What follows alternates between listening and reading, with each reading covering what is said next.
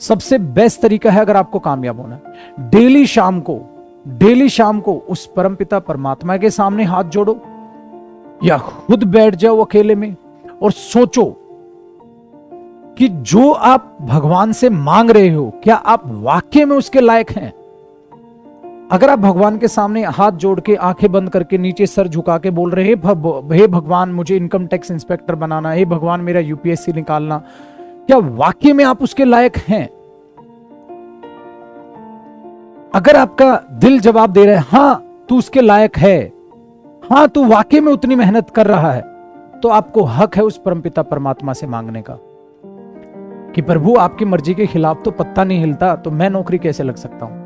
भगवान मेरा साथ देना, बट साथ में एक बात भी बोलना, प्रभु जी जान लगा के मेहनत करूंगा, जी जान लगा के मेहनत करूंगा, मेरा साथ देना प्रभु, क्योंकि आपकी मर्जी के खिलाफ इस दुनिया में कुछ नहीं हो सकता। बेटा ये बच्चा अपना सिलेक्शन लेके जाएगा। और कुछ ऐसे बच्चे होते हैं पढ़ना लिखना है नहीं, कुछ नहीं, भगवान के सामने हाथ जोड़ लेंगे, आंखें बंद कर लेंगे और औकात से बाहर मांगना चालू, ये भगवान इनकम टैक्स इंस्पेक्टर लगाना। मैंने बोला तुझे इंस्पेक्टर की स्पेलिंग भी आती है बे? भगवान से मेरे बच्चे उनका साथ मांगा जाता है। खैरात मांगनी जिंदगी में कभी सीख मत लेना। और अगर भगवान ने जिस दिन खैरात में कामयाबी देनी चालू कर दी ना, उस दिन कामयाब लोगों का वो भगवान निरादर कर लेंगे और प्रभु ऐसा करेंगे नहीं। सो बेटा याद रखो, अगर खैरात में मिलती कामयाबी तो हर कोई कामयाब होता, फिर कहां कदर होती हुनर की, फिर कहां कदर होती उस मेहनत की। सो कामयाबी खैरात में नहीं मिलती मेरे दोस्त, कामयाबी को पाना पड़ता है, जी जान लगा के कामयाबी को पाना पड़ता है। कहा फिर हुनर की कदर होती, फिर तो हर कोई कामयाब होता, क्यों? खैरात में तो मांगनी है। सो मेरे बच्चे अगली बार डेली ये काम करो, शाम को खड़े हो कि हे प्रभु जी जान लगा के मैं मेहनत कर रहा हूं, मेरा साथ देना। अगर आप इस बात को बोल पा रहे हो, सच्चे दिल के साथ बोल पा रहे हो, तो मेरा विश्वास करो मेरे बच्चे, आप 100% अपनी लाइफ में कामयाब होंगे, क्योंकि आपके कर्म ये बता रहे हैं कि कामयाबी आपके कदम चूमेगी।